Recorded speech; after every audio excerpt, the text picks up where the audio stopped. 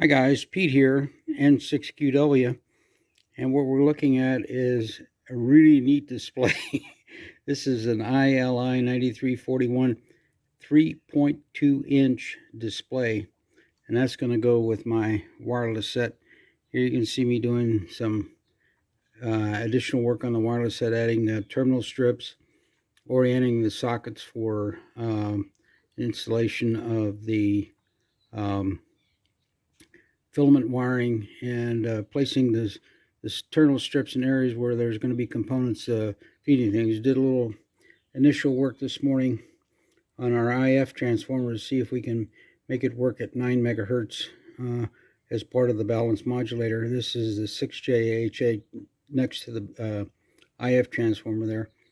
But I am really impressed with this display. Look at the size of that thing. That's going to look beautiful. Pete here, N6QW.